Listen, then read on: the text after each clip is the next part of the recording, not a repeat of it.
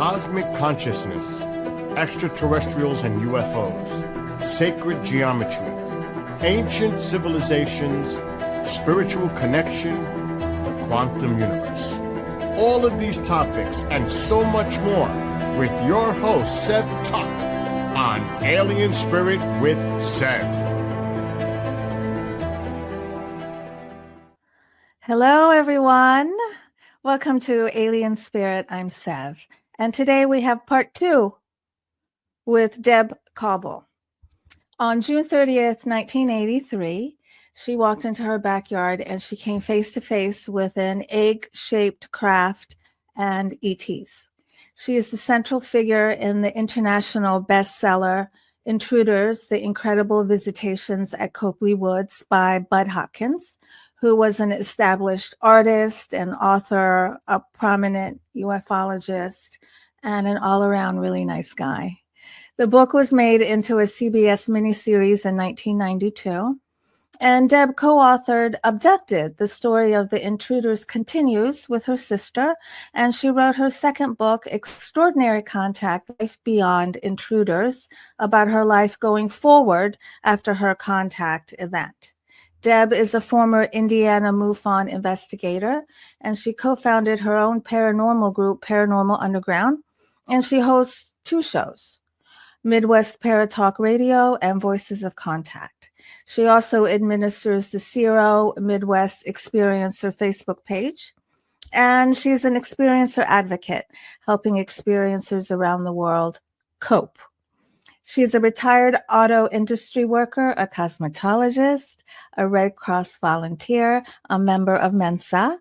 She's a wife, a mom, a grandmother, and a great-grandmother. Deb lives in Indiana with her husband of 30 years and their adorable little Yorkie, Misty. Please welcome Deb Kauble for part 2. Hi. Hi. Thanks for coming back. Thanks for having me back. So in part 1, we talked about your childhood, your growing up, and then we talked about what happened to you in 1983, where you were hit in the backyard. You were hit in the chest with a ball of light, and then you saw this egg-shaped craft. Yep. Okay. And you're also featured in Budd Hopkins' book, but you're under a pseudonym. Kathy Davis. Yes, and you did that to protect your family? Especially my children. You know, writing that book was the entire family had to agree to it because Budd approached the whole family because this book involved more than just me, you know. And so at first we were all like, no, that's all right. That wasn't the whole point of contacting you, was for a book. I was just looking for some help and answers.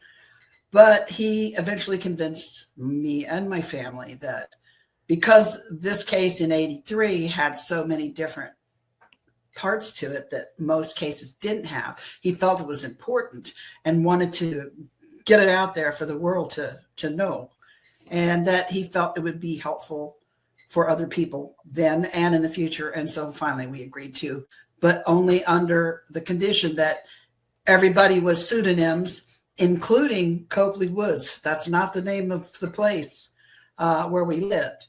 I had 2 small children. My sister had children. You know, we were just trying to protect our family. We had already had a couple of, once the investigation began, long before any talk of a book, we had a couple of strange things happen at our house.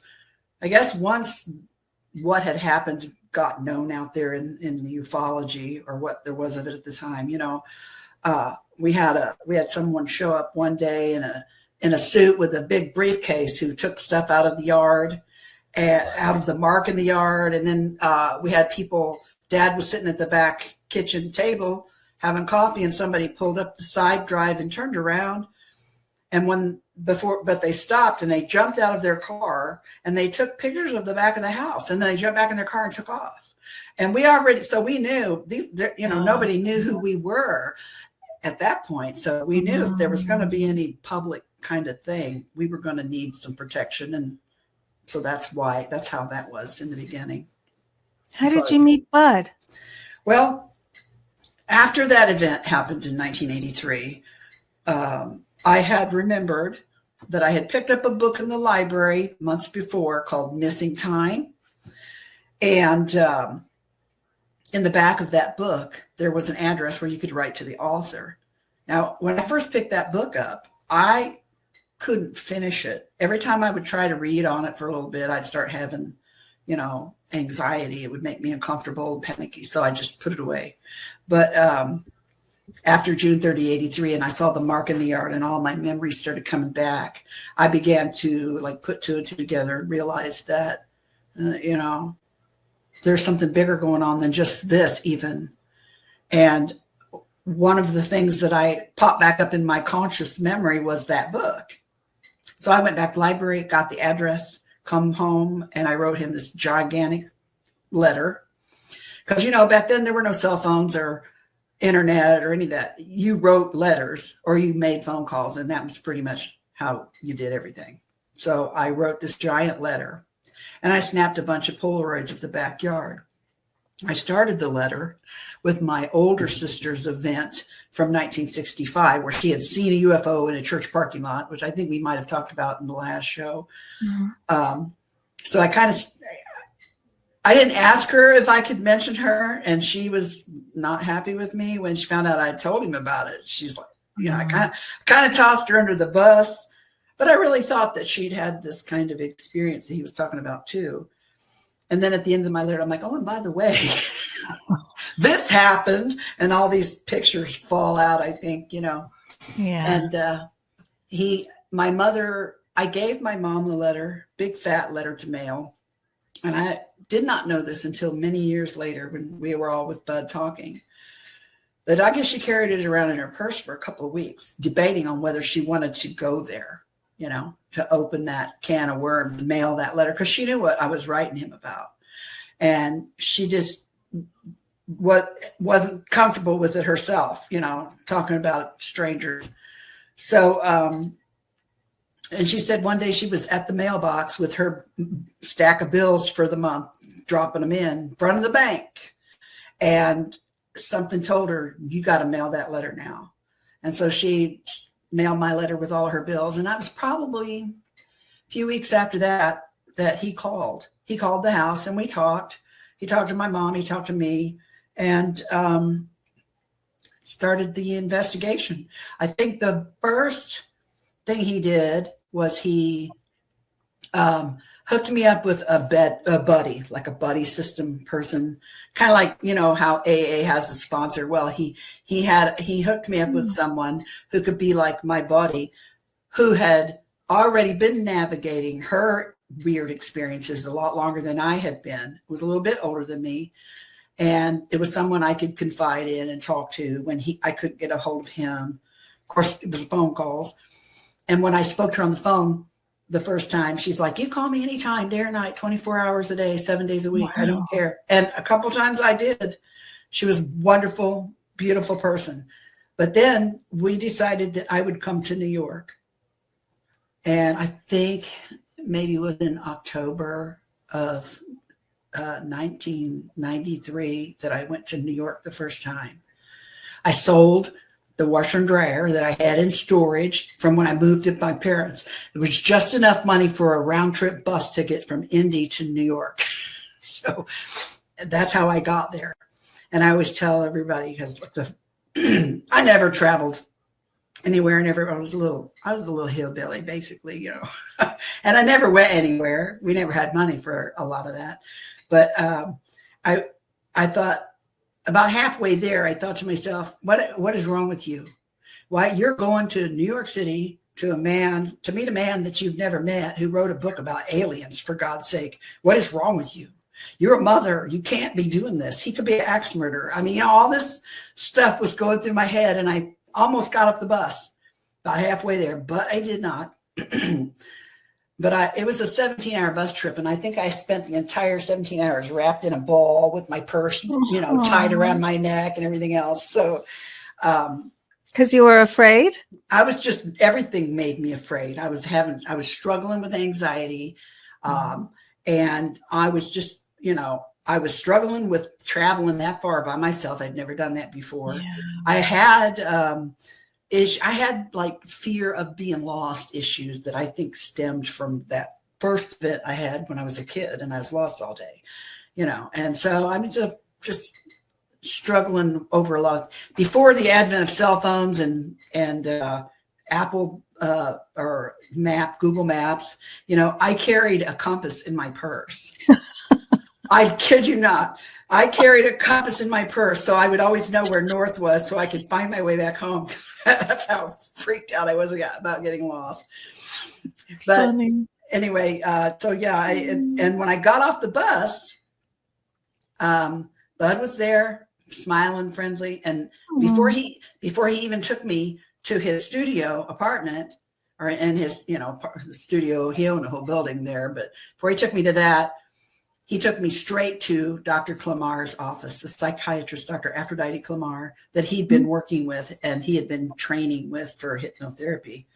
And she'd been advising him to how to handle, to deal with people like me, the stories that we had. And he took me straight to her. In retrospect, I think now, he might have been just making sure I wasn't an axe murderer before he took me to his apartment. You know what I mean? Which is probably smart of him, because I've met some interesting people in 40 some years. So he wanted to make sure you were sane. I think, yeah, he just wanted to make sure, it wasn't like way off the cliff somewhere. I think she talked to me about hypnosis, and she explained to me how it worked, because I had very limited, minimal knowledge of it. My exposure to it was when my older sister had tried to be hypnotized to quit or to lose weight. She had a bad reaction to it and ended up in the emergency room. She went blind and couldn't talk or anything, but it was all from hypnosis. It was psychological. Yes. And I don't know. I mean, she goes about, I think she tells that story in our book, Abducted, about how, and so she never did any hypnotherapy or regression with any of her stuff, because that cure ended it for her right then. But Dr. Klamar, and that, seeing people like on the Johnny Carson show, a group hypnotist that for entertainment makes everybody squawk like chickens and whatnot. I didn't want to be in the middle of Times Square and rip off my clothes and dance like a chicken or something and not know what I'm doing. I didn't know how it worked. She schooled me on all of it, made me feel comfortable. And she actually even put me under a light trance, I think maybe to see if I was hypnotizable, because I think some people are not. And we didn't like explore anything. I didn't remember anything. It just made me feel more comfortable. And I really slept good that night after, I don't know if she suggested that I would rest well or something. It'd been a harrowing 17-hour bus trip. So, but I did sleep. I felt much more comfortable, and my anxiety was much better. Did you stay at Budd's? Did you stay at Budd's place? I stayed at Budd's place. He had his apartment was upstairs, and then downstairs on the ground floor was another apartment that I think he rented out to another artist. And then downstairs was his actual art studio. And I actually slept in his art studio on a pull-out bed. Yeah. So I was surrounded by all these gorgeous pieces, giant pieces of artwork that he did, and all of his tools. So where is his art now? Do you know who has it?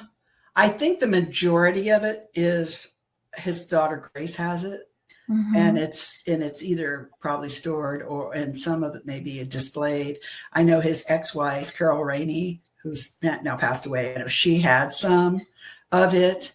So, and I am so fortunate to have actually 2 small pieces. He made me, you remember his Guardian series, the Guardians that he made? Yes. He made me a small, like 8 by 10 cutout, like collage of a guardian for me and signed it. And I have had it all these years framed, mounted and framed. And thank God it was in my cedar chest when we got hit by the tornado. And it was one of the few things I was able to save that didn't get damaged or destroyed. Oh gosh. And then right before Carol passed away, she reached out to me and told me that she had a lithograph of another guardian that she just, for whatever reason, felt that Budd would want me to have and wanted to know what my address was so she could send it to me. I gave her my address, honestly not expecting to ever receive anything, but I thought, well, it's a nice thought. And sure enough, it showed up not too long after that. So now I have 2 pieces of Budd Hopkins artwork that I just cherish. Special. Yes. So how much time elapsed between the time you first met him and he passed away? I met him in 1983, and he passed away in, I think, 2012. Oh, okay. So you knew him for quite a while. Mm-hmm. Mm-hmm. Right. Yeah. And even though after the case was over, I mean, you know, for all intents and purposes, after the investigation was wrapped up, the book was written, the press tour was over, you know, like he would speak at conferences about it. He would do television shows about it and radio shows about it and all that stuff. After all that was over with, obviously by then he was much more well-known and much more in demand than he had ever been before. He was like overwhelmed and swamped with people from all over the world. And one of the last visits that I made to New York to see him, I remember sitting in his studio, surrounded by boxes of letters, just everywhere, boxes of letters. And he's like, look at these letters. And he showed me a couple of examples of them. People had written to him. They were from all over the world. And I said to him, you know, I was in one of these boxes once. And I said, why did you answer mine? Why did you answer mine and decide to, you know, investigate it and all that stuff?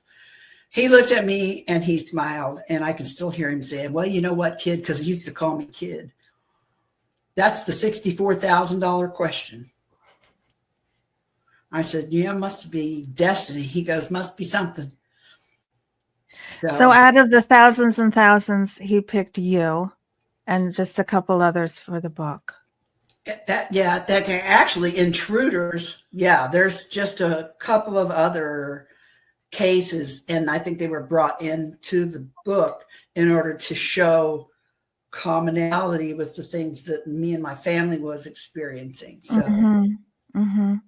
So, all right, the book comes out. It's a hit, but no one knows that you're in it, correct? So you don't get any feedback from your friends and family, but you can see the book's a hit. And how do you feel about that? Well, actually, within our circle of friends and family, they all knew about it. They knew about the event. They knew about the book and everything else. I have always been more fortunate, I believe, than most people in my position, because this didn't just happen to me, and it just didn't happen once. This is a lifetime of stuff that happened.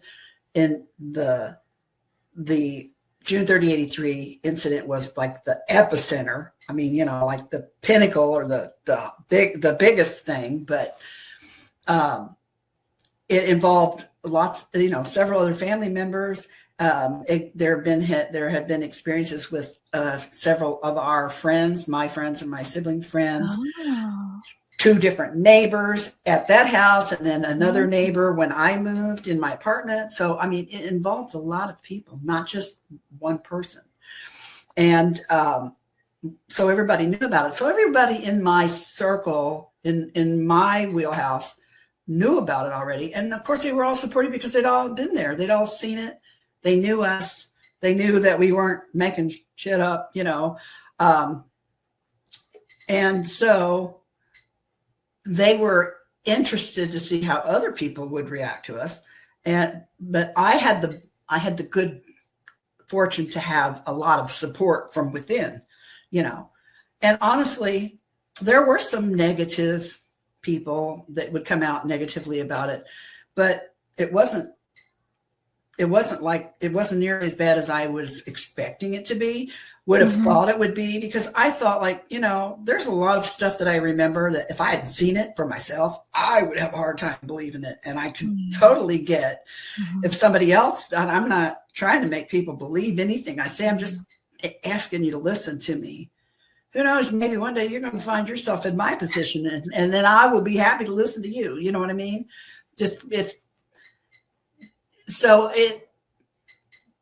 I was surprised that there wasn't as much negative to it as I expected there to be.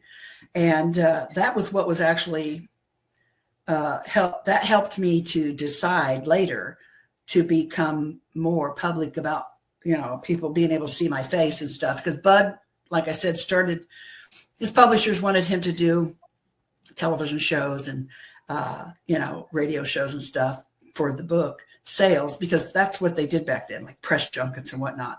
You know, I mean, this was a traditional publishing company, and this is how they did business. It's all different now in so many ways. But a few times he said, "Do you want to come with me?" And I'm like, "No, thanks. I don't," you know, because I've always been bashful. I was always bashful and shy. I was always chubby. I was the overweight, the little fat kid in school, got picked on, you know, and I was very self-conscious about the way I looked and uncomfortable with being the center of attention. I was not interested in that. I was okay with him going up there and telling our story. And I was even okay with him using our name at some point in the future. But I finally started saying, well, you know what? You know, he has given so much of his own life the last 2 or 3 years, his own money. He sacrificed time with his family. His family has taken me and my family in and embraced us. You know, I felt like I owed him the support that he needed to get this word out. And hopefully it would help reach other people like me. If they saw me out there talking about this, however weird I might look or sound, maybe it would make somebody feel more comfortable to come out and tell their story. And girl, I have seen video of me when I was 24, 25, 26 on these television shows with Budd. And I can feel the knot in my throat as I look at myself now, and I know how terrified I was. I could barely speak on these things, but I was there. I was there because I felt like it was something I had to do. How long did it take you after the book came out that you went in front of the cameras? I was trying to think about that the other day, and, you know, it's been a long time ago, but I'm thinking maybe sometime in the very late 1980s, early 1990s. The first television show that I ever went on with Budd, and my neighbor, the next door neighbor who witnessed the flash and, you know, had her own kind of weird thing going on, thinking somebody was coming to get her. She came, she was on there as well. And we weren't like even friends. She was quite a bit, she was maybe 10 years older than me, and her husband lived next door to my mom and dad. It's not like we were friends or anything, but, you know, after he started talking to everybody and she came forward, and the gal across the street had a report, you know, she ended up coming with us on that first show. It was the Oprah Winfrey show, but it was Oprah Winfrey. Oh my gosh. It was AM Chicago with Oprah Winfrey. It was before she was national. Yes. But I'll tell you what, she was so kind, because I think she realized how mortified I was. And she was so kind to me, never made me feel judged. She made me feel comfortable, because I was seeing weird looks from the audience, and it was making me feel uncomfortable. And she was actually counteracting that. You know what I mean? She asked nice, you know, serious questions. She didn't make me look stupid or, you know, make fun of me or anything else. She was very kind. And I always remembered that for her, for how she treated me back then, you know. But, you know, and if you can find that video clip somewhere, I know it's out on YouTube somewhere, I'm telling you. you could see how mortified I am. I could barely open my mouth and talk. And I couldn't get over how soft-spoken. I'm so mouthy. I swear to God. I am not bashful anymore. I got over it. I'm 66 years old now. I don't give a shit what anybody thinks of me anymore, honestly. If you don't believe me, isn't that a nice feeling? You earn that. You know what I mean? By your years of experience and whatnot. But I mean, like I said, the people that know me in my life and my friends, they know who I am and they know what I've been through. And everybody's good. We're all good. So if you don't believe me, that's fine. That's your prerogative. Okay. I don't have, don't be mean, because I'm not mean to you because you don't believe me. So, but anyway, Have you ever been threatened? Sideways a couple of times by the same person. I'm not going to mention his name on here because he's still kind of prominent in ufology. I just avoid him. He has no reason to. I've never met him personally and have never spoken to him. So the things that he wrote about me years ago were way off base and wrong. But they were definitely, I feel, intended to hurt me or, mar my reputation or whatever. And then, of course, there's Philip Klass. Everybody knew Phil. I mean, I finally caught up to him in Pensacola in the early 90s. He had already written some book. He wrote a lot of books. And he had written a book in which he had talked about my mom and me, right? Oh. And all the crap that he wrote in there, I can't even remember what it was, but it was not good. But again, I'd never met this man. I'd never talked to him. He never interviewed me. And as far as I'm concerned, anybody else, I have always been the type of person, if you want to talk to me, whether you believe what I'm saying or not, I will talk to you. I will tell you what I know. And then I will tell you what I don't know.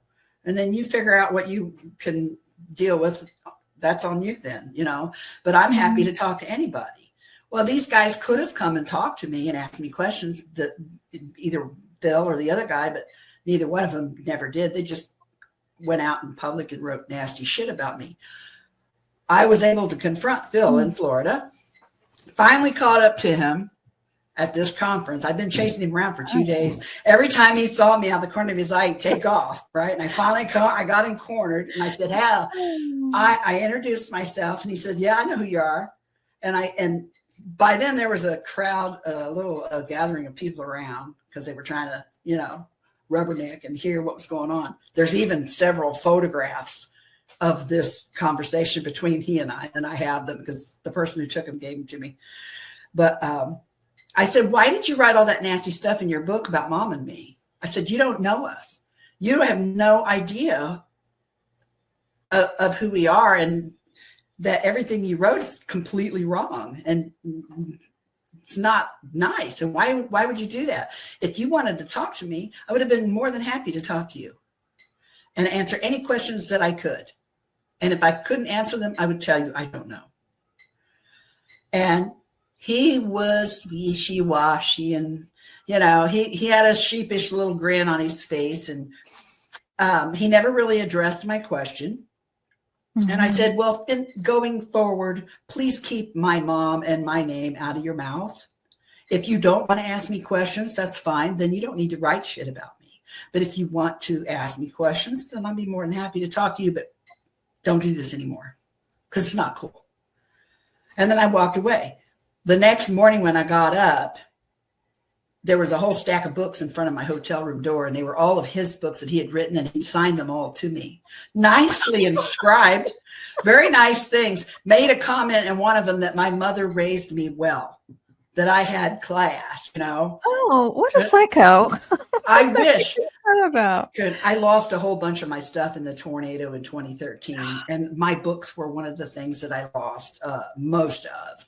And so I no longer have those, but I have the memory and I have photographs. So, but I've never been threatened. Like nobody's ever said, if you don't shut up, we're going to come and, take care of you or whatever, or we're going to make you shut up. Nobody's ever done that to me.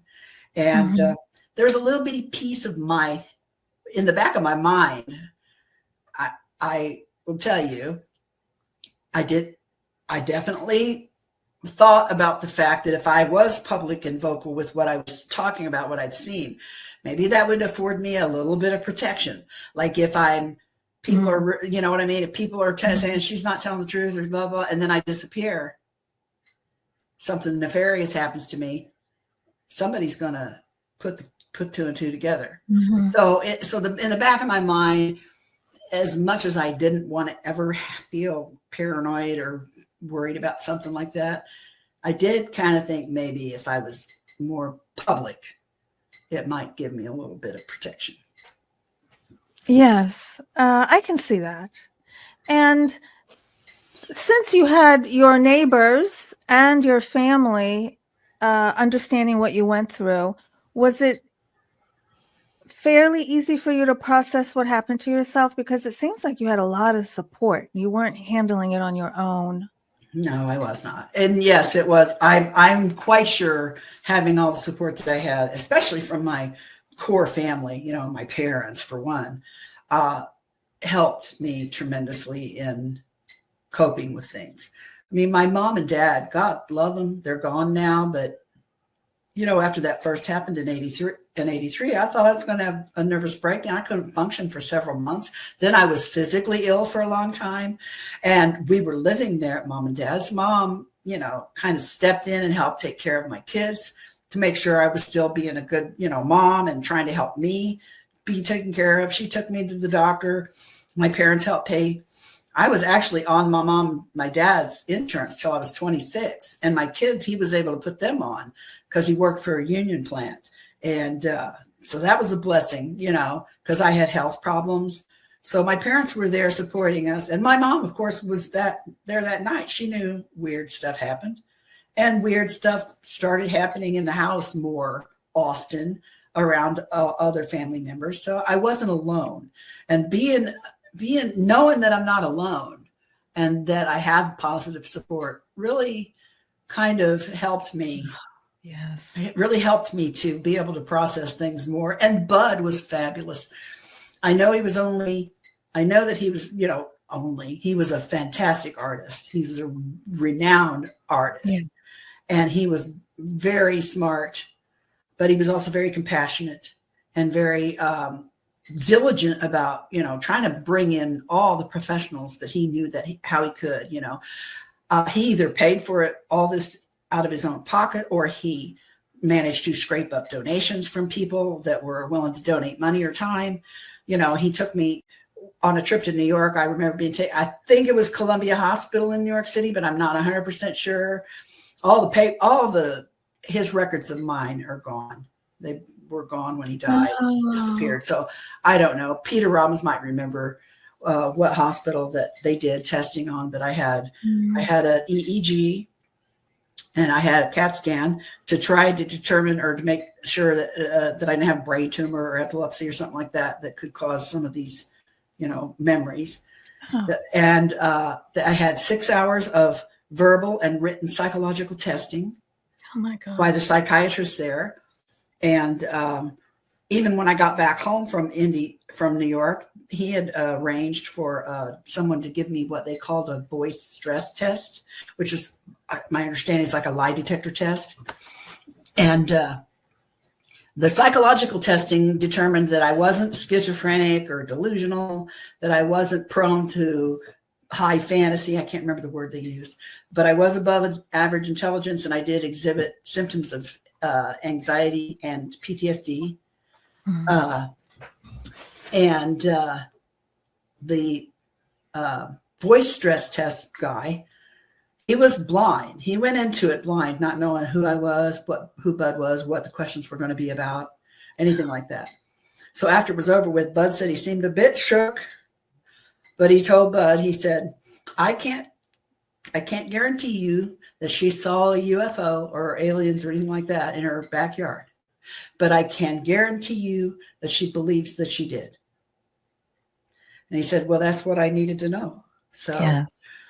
But so Budd paid for all this, and you know, went over the course of a few years, a lot of after 6 p.m. phone calls, because long distance was expensive. I wrote a lot of letters. He didn't write a lot of letters back to me, but basically he would call me when he'd get a letter. He recorded all the phone conversations, I think over a period of time, I might have had maybe 5 hypnosis sessions with him, maybe.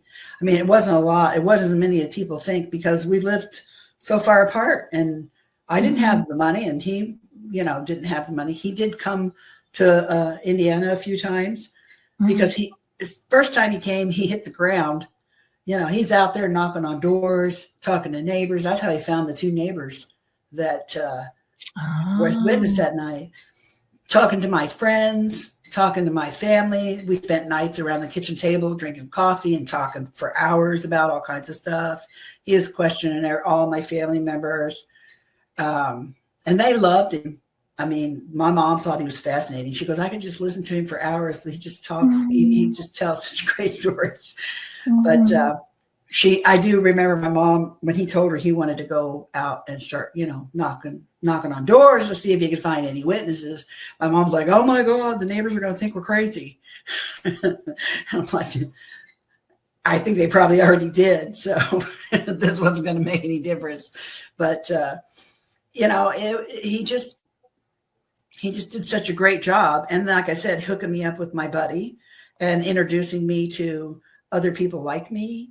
A couple times that I went to New York, I was fortunate enough to be present at one of his support group meetings there in his apartment.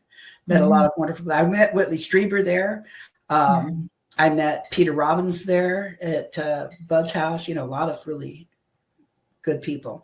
And so Bud was helpful in many ways of helping me. He gave me what I had asked for. He helped me figure out a way. Though I couldn't answer all my questions, and he couldn't either. I figured out enough of it to be able to live with it, make it be a part of my life that I could live with, and still have. Are you glad? Are you glad that you came out? Oh yeah. Why? Because I've met so many people over the last 40 years. And I've heard other people's stories, and I'm like, I'm not alone. And it's funny, because when I'm around other folks that are like me, I feel like I'm alive, like I get re-energized, and and I'm able sometimes to figure out stuff that at first I thought was anomalous, and then it's not, because I get to get an opinion from a different set of eyes and a different point of view, and I'm able to figure it out. So, I figured out a lot of things that I thought were weird or anomalous that really weren't. Oh, they were explainable. Yeah, they were explainable. And that was cool. That was my intention to set out with all from the beginning, to try to explain. Well, what were some of those things that you thought were anomalous, but then you got a logical answer for them? Just like, well, the mark in the yard was one thing that I could never figure out. I reached out to the Purdue University agricultural agent for the state of Indiana at Purdue and talked to him about all that. And I could find a lot of people that could tell me what it wasn't, but they couldn't tell me what it was, right? But from a point of view, just little things, like things that would go bump in the night, or if I heard a funny sound outside and I'd go out and explore it, my immediate mind would want to go to, it's a UFO or whatever. Then I go outside and actually see, some kind of tool that somebody's using that made that sound. It's just all these tiny little things, because it's an easy rabbit hole to go down. And I didn't want to go there. You said that after your experience, there was weird stuff happening in the house. Do you mean supernatural things? Well, I think they were. Yeah. Like what? Some that involved me personally, and some that just were in the house. Like my mom was she was downstairs on the couch. This is a tri-level, so she was down in the family room part on the couch watching one of her stories, as she called it, in the afternoon. And there was a set of swag lamps in front of the half mirror down there, and the bottoms were open. so that you could just like reach in and unscrew the light bulb when you want to change it, right? So my mom got up to do something like on a commercial. She got up off the couch, and as soon as she walked away from the couch, she heard this loud pop sound, and she looked behind her. She turned around, and the light bulb in the light had shattered into a bunch of, oodles of tiny little shards of glass. But the weird part was that it dropped down below the opening of the lamp, and then it shot across the room and sprinkled all across the couch that she just got up from. Ooh. Yeah, weird stuff. My little sister and her boyfriend were in the basement one time making out. There was a pool table down in the basement, and us kids would go down there and shoot pool and whatnot. And her and her boyfriend were down there, Dad says swap and spit. She was probably 14 or something like that. Shouldn't have been doing it, but there was a case. It was like a wardrobe, only it was made out of metal, and it was like a dark brown color, a medium brown color, and it didn't stay closed. I don't know what Dad had in it. His dad had some junk in it, but it wouldn't stay closed. So he had like a wire coat hanger wrapped around the knobs trying to just hold the door closed. So Sherry and her boyfriend are like sitting on the pool table making out. And all of a sudden they hear this bang, and they look up, and it's like somebody was inside the cabinet and punched it open from the inside. Totally, the wire coat hanger that was on there totally gone, pulled off, and the door swang open. Needless to say, that boy never came back. And can't tell you how many times Mom would say she was down in the basement folding laundry, nobody home upstairs, but yet she could hear people walking around up there. And I had the same experience. My little sister had the same experience. One time I was there. This was after the mark in the yard. I was there. I think I had already moved out. No, maybe not. I was doing laundry. I had one kid in a playpen down there with me. I was doing laundry, going back and forth from the family room to the downstairs laundry. And then the kid was in the playpen. And then I had another, I think Robbie I might have had another kid upstairs in bed in a crib, asleep. But anyway, I started hearing people walking around up there again, and it creeped me out because I knew nobody was home. And then I heard, it sounded like little feet, like small feet. And it sounded like kids up there, but more than one. Then I heard the radio. Mom had one of those stereo things start turning on and off by itself over and over again. Come on, turn off. Come on, turn off. Come on, turn off. And I got freaked out. And then baby woke up, wanted a bottle. And I'm like, oh, I gotta get this kid a bottle. So I climb up, I crawl up the stairs to the refrigerator. I open up the refrigerator door to snatch a bottle out of the refrigerator. Not even thinking I'm going to heat it up in hot water down in the basement or something. So I just grabbed this bottle and run. And when I flew open the refrigerator door, all the butter dishes and lids and everything that were on all the stuff in there just flew out. Later, and I told my mom when she got home and Dad got home, they were freaked out. Then my mom was sitting on the phone there in the kitchen at the end of the counter talking to my sister on the phone. And she looked up and she noticed that the oven light was on inside, which we never turned on and off. And so apparently when I was hearing the radio turning on and off and things going on in the kitchen and people walking around, and I heard the chain rattle on the back door, even though it was on the door. Oh my gosh. And my mom looks up and she sees the oven light on, and she tells my sister, oh my God, the oven light is on. Nobody ever turned it on. Like, that was Mom's confirmation that what I had been telling her had happened that day was happening.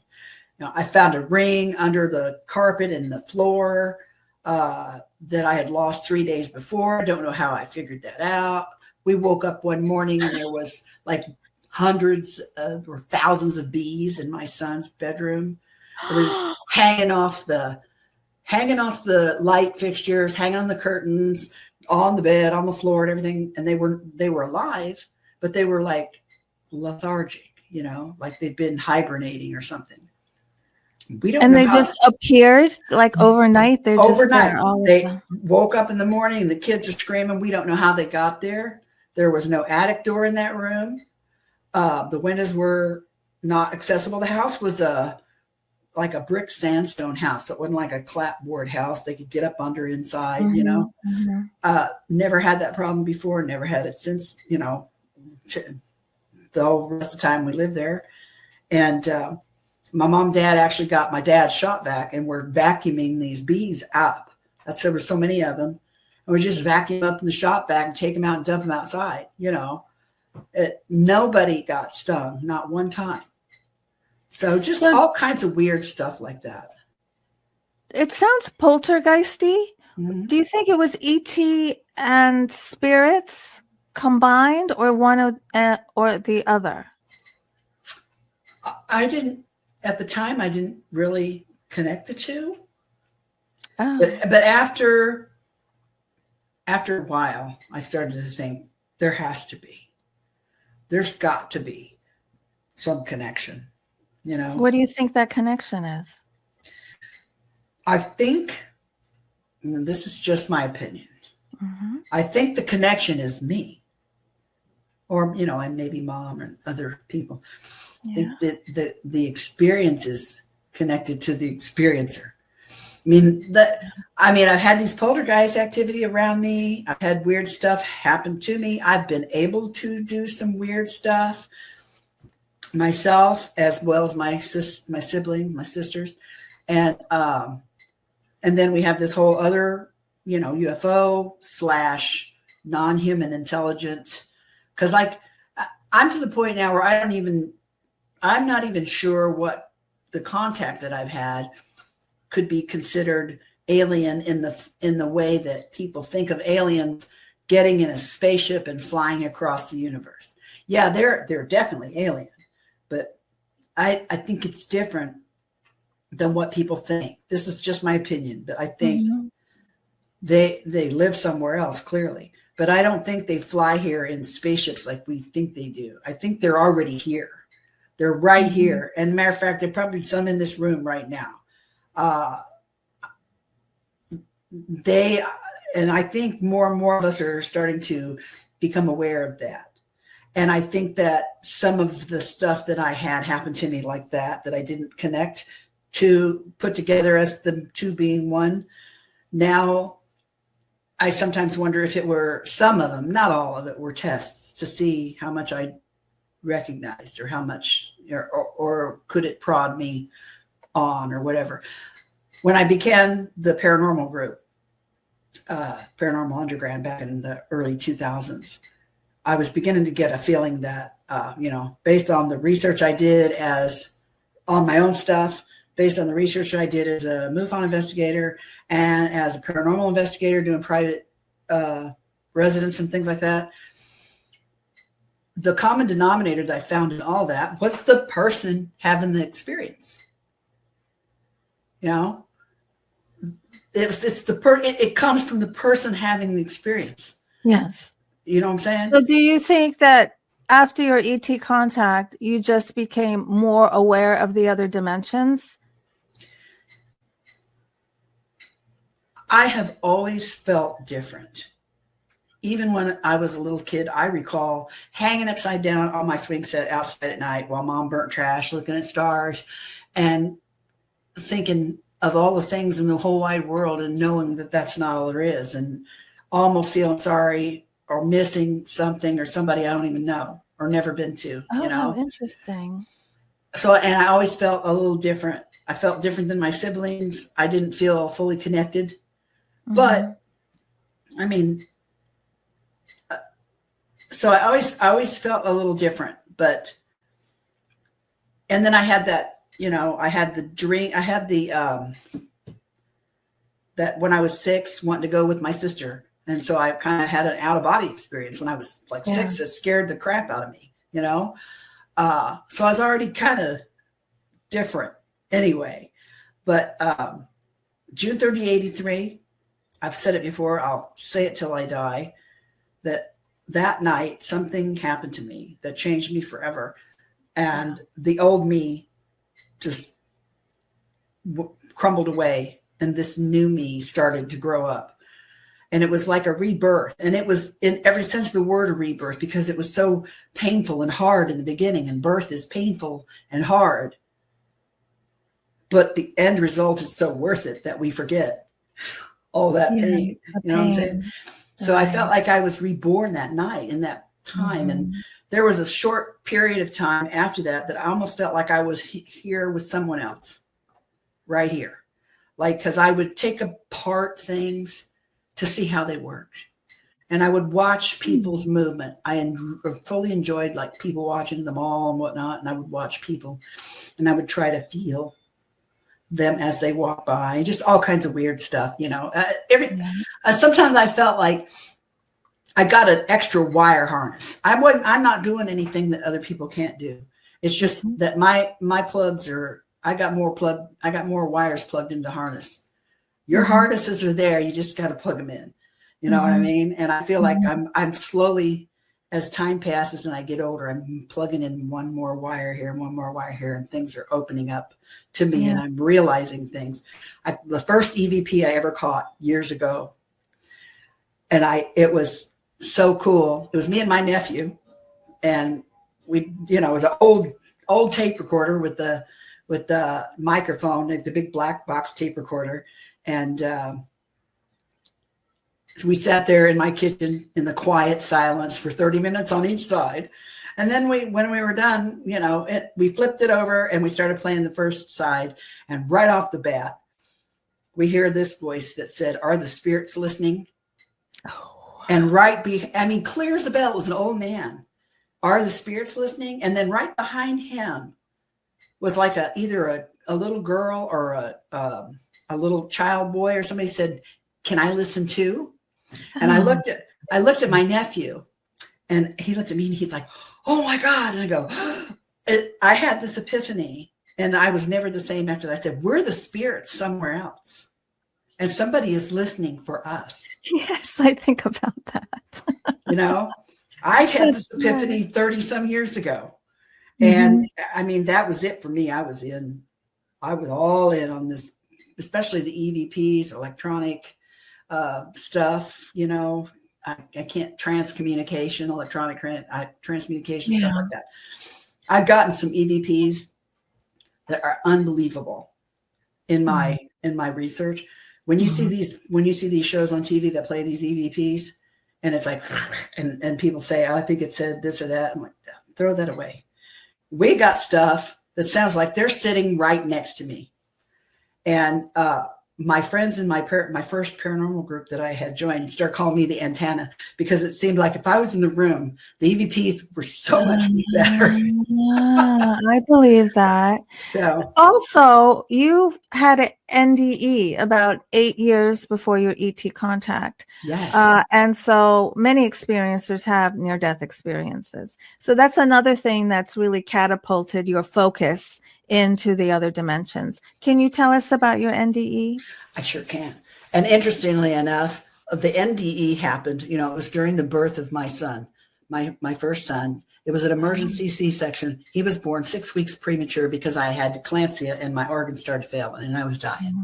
So they had to take him or I was going to die.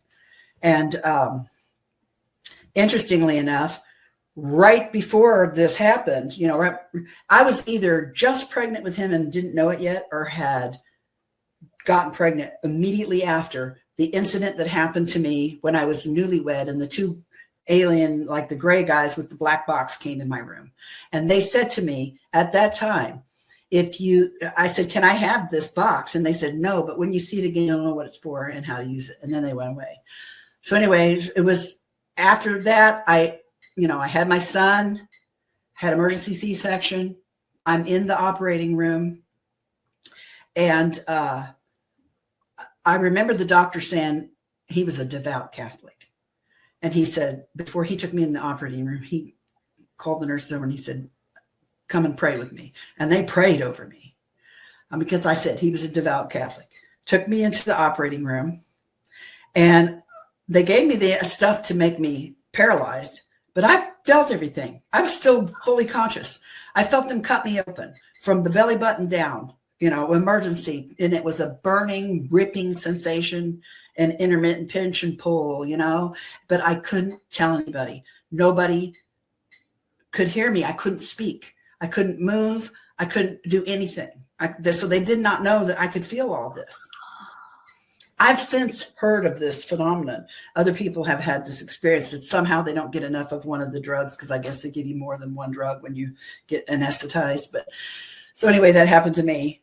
I figure likely because they were probably being stingy on the drugs, because they were trying to keep as much out of the baby as they could or whatever. But, but anyway, I'm trying to tell these people that I can feel this shit, right?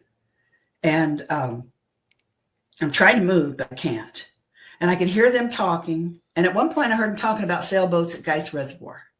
Okay. There were a lot of people in the room, mind you, and there was a lot of noise, and I could hear it all. But I remember that one conversation stuck out to me. And then all of a sudden, their voices started going away, farther and farther away. And it felt like they were going into, or I was going into another room. And they were farther and farther away. And then all of a sudden, I felt this sensation of unplugging. I just went like that. And I unplugged, almost with an audible kind of sound. And I was aware of my consciousness. I was aware of my hands. I could move them, but I couldn't see them. I couldn't see anything but pure, deep black. I could touch my face. I could touch right in front of me, all the way around me. I was like in a black box, and I could feel it. And I was stuck. My hands couldn't go through this blackness, this barrier. And I was screaming in my head, "I'm not dead. Let me out. I am not dead. Let me out. Let me out. I'm not dead." And then I heard a voice. Now, I think the voice was a nurse, because I have a lot of nurse friends and I know they do this. In retrospect, I think it was a nurse. A woman's voice whispered in my ear, "You can't leave. You have a son and he needs his mom." And it was in that instant that I suddenly remembered I was having a baby. Until that point, once I disconnected from this body, I forgot all about the life that I was trying to lead.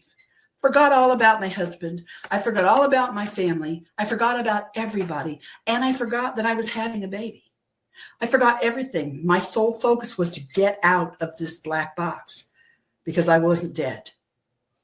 But when I heard that woman say, "Your son needs you," it was like, "I have a baby." And the one thing I wanted in the whole wide world more than anything, all my life, was to be a mom. And as soon as I heard that woman remind me that I had a baby here, I locked right back in. It was like an audible, and I plugged right back in, right?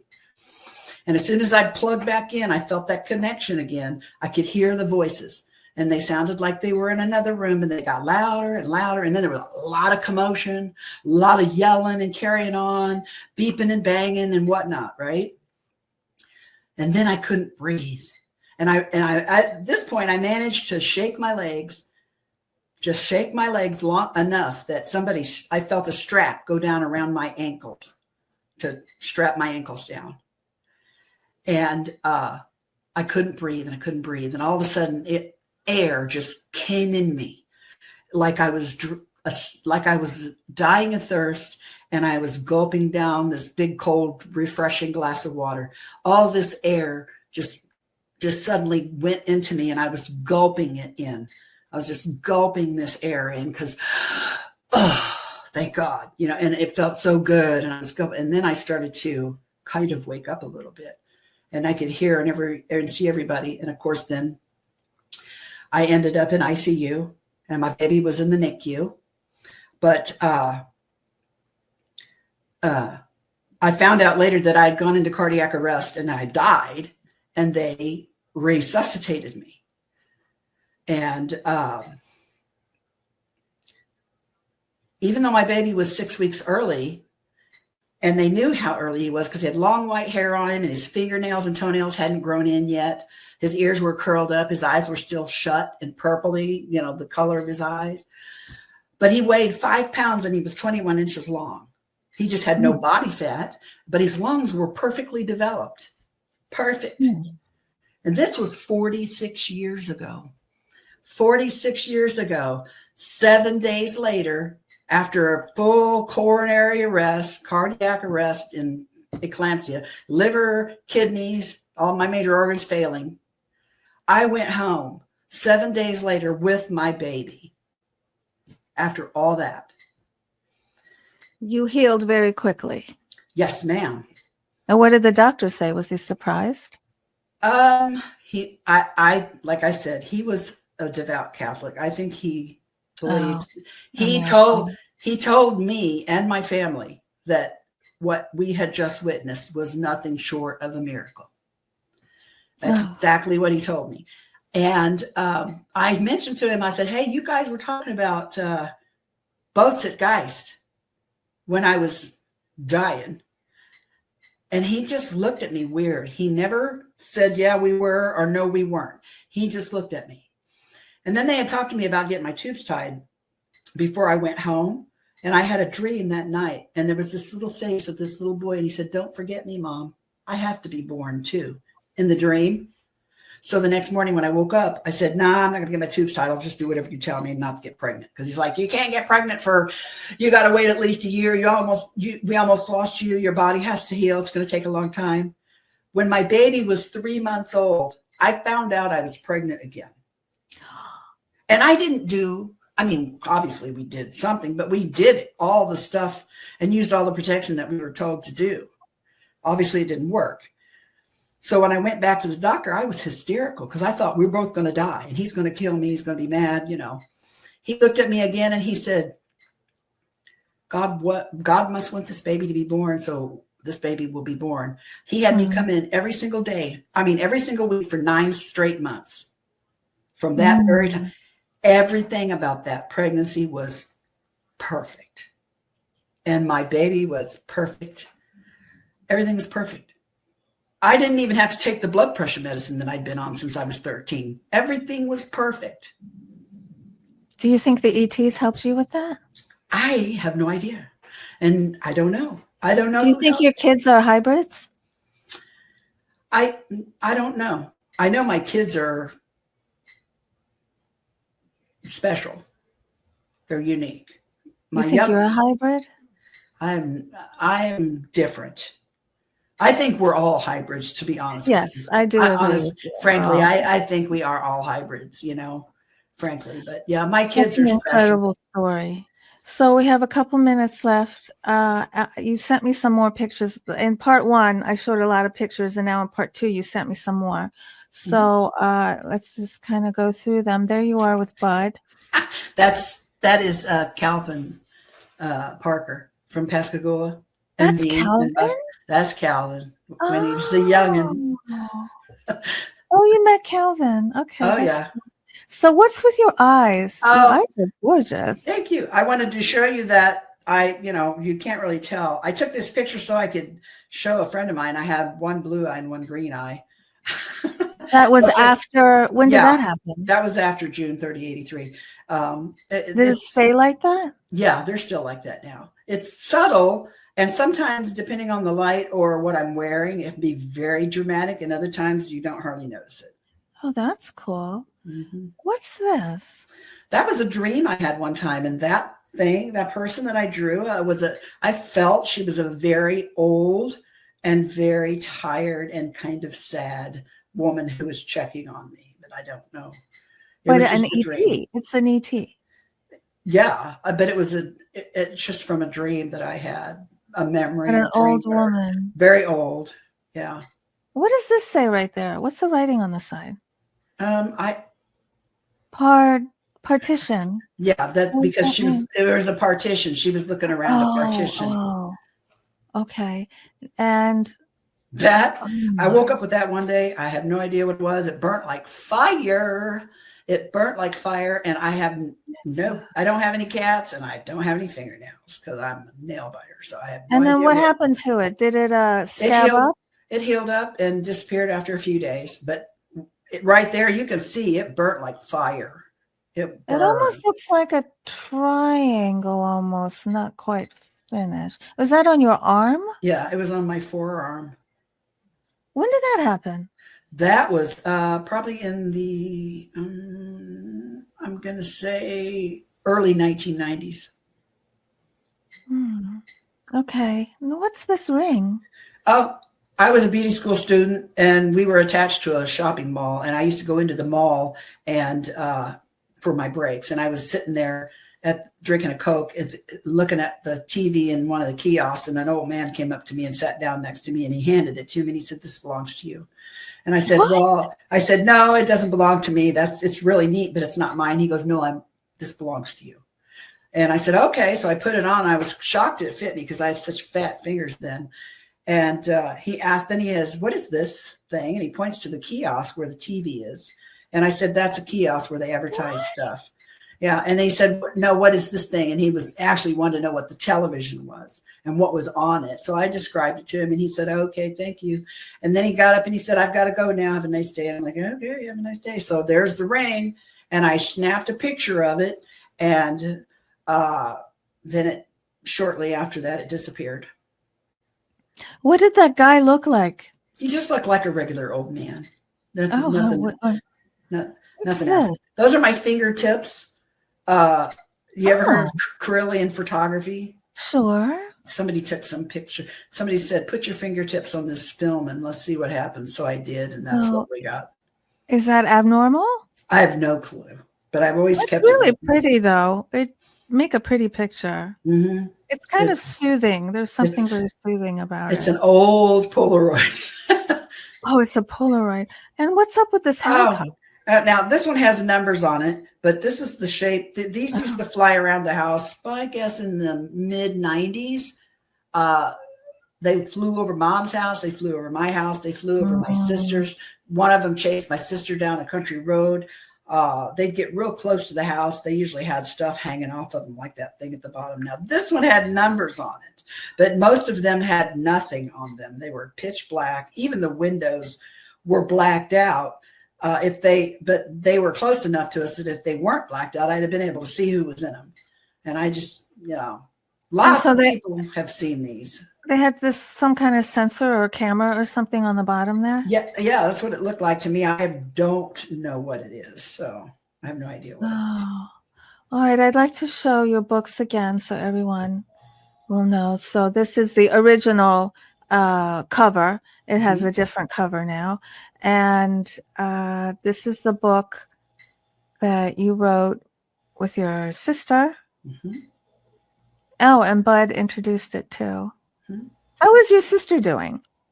She's my sister's had many strokes. She's 77 years old now, and she has pretty severe dementia after having multiple strokes. So she's in a memory care facility.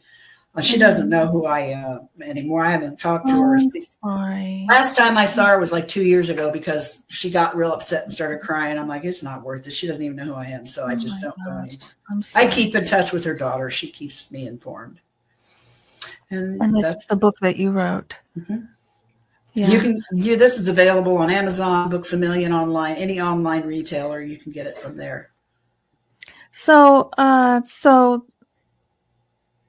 the last thing I'd like to ask you is, if there's an experiencer watching, what's your advice for them and their family members? For their family members, my advice would be just listen with an open mind. Be supportive in other ways all the way around. Even if you can't wrap your head around what you're hearing, just be supportive as much as you can. And experiencers going through things. I started out scared shitless as a young girl, and I've managed to overcome so much of it. You can reach out. There are lots of different support groups online and in major cities now. And trust in yourself. Don't let yourself become afraid, because that fear doesn't help anything, and it certainly doesn't help you. And also, my experiences were pretty traumatic, and I didn't exactly ask for them.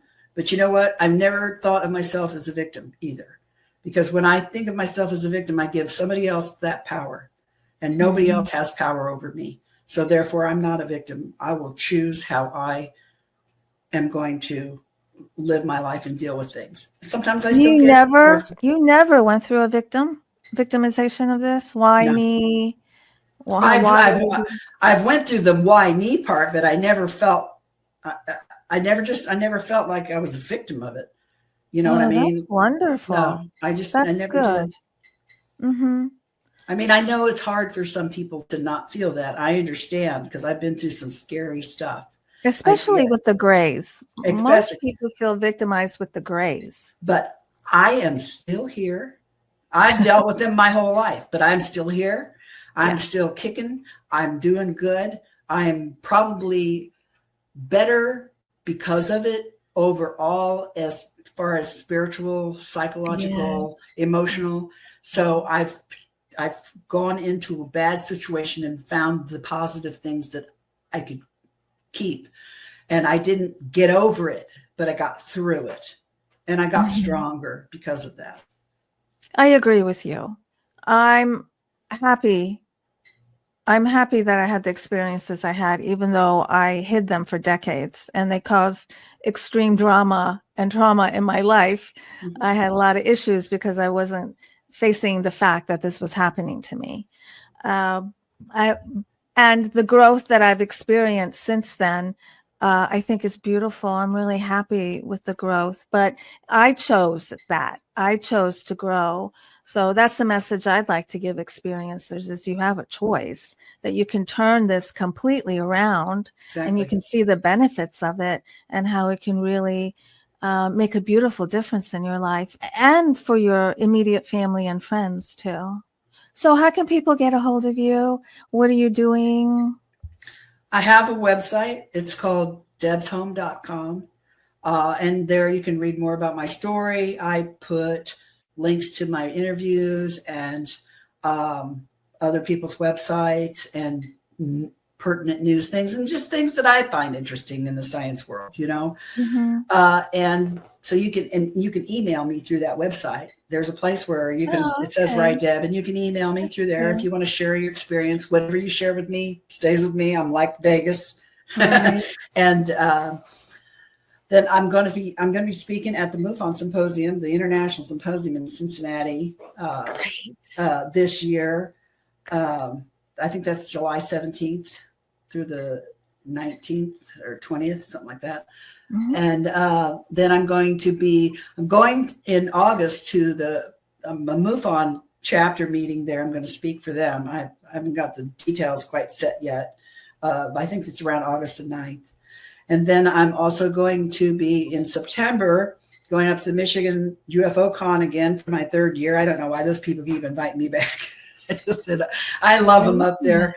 They're the people that I do the Voices of Contact with. They put on this wonderful conference at Houghton Lake, right on the lake at their little conference and resort center. I'm going to speak there. That's going to be September 26th. So, and then April 2026, I'm going to be at the Ozark Mountain UFO Conference again. Oh, cool. One of my favorite all-time venues. Those people are amazing, and that place is such a cool vibe. It's almost like coming home. I'm very excited to be having been asked to come back. I'm so glad that all these opportunities are popping up. Didn't you kind of hibernate for a while? Maybe you weren't speaking very much. When I saw you was 3 years ago in San Francisco. That's where we met at a UFO con there. And now, does it feel like there are more people calling you and more people want you to speak up again? Well, yeah, that, and also I'm retired now, and I worked for 15 years for a company where I only had like a week off every year that I could do something with. So it was difficult to go and do things. And I did take breaks from when I have my ups and downs, other things in my life. And I'm like, I just want to deal with this right now. Just go away and leave me alone. But in the end, it always came and snatched me by the hair and drug me back. I was like, no, you got work to do. Come on, Missy. I feel the same way. I have wanted to leave the whole UFO world so many times, I can't even tell you. I'm like, I'm done. But I get pulled back in. And now I'm resigned to the fact that I'm not going to try and leave. Like, I'm here. But I don't know why I kept wanting to leave. I don't know. I feel like my mission in life, I mean, I've always felt like I had something I had to do, but I was really hard pressed to figure out what that was. I mean, I struggled to try to figure it out. I always just felt that urgency, right? That I need to do something. Yeah. Now I feel like I need to speak out and show people that it's okay to have these kind of experiences. And you're not necessarily crazy. And I'm trying to work what I can, do what I can to help lower the stigma around reporting this sort of stuff, because I feel like the more and more people that step forward and speak, I mean, there's power in numbers. We're the disclosure that we've been waiting for. We've been there. We've seen it already. We don't need those people in the government to tell us what is and what isn't. We've already been there. I know. These military whistleblowers, really, they're just either lying or they're not telling any secrets. They're sowing the seed of fear, because fear is what is used to manipulate and control people. Yeah. And I'm like, that's why my last and final message is always, don't be afraid. Don't be afraid. Thank you, Deb. Thank you. Thank you for coming back. Thanks we could do a part 3. Probably. There's so much more. Because I'm interested in this whole black box thing, because I know, someone else who had an NDE and she ended up in a black box. And really? I know someone else who had an ET contact and she was handed a black box. And in one of my MILAB experiences, one of the guys who came towards me was holding a black box. And so I also know someone else who was on a spaceship and she saw a whole bunch of black boxes. Wow. Well, that's interesting. Yeah, we could have a whole show about black boxes. Black boxes. I think I'm going to investigate black boxes. It seems to be coming up more and more and more. And what's coming up is that there's trapped spirits in them, is what's coming up. That sounds familiar. Yeah, because my body was the box. Your body was the box.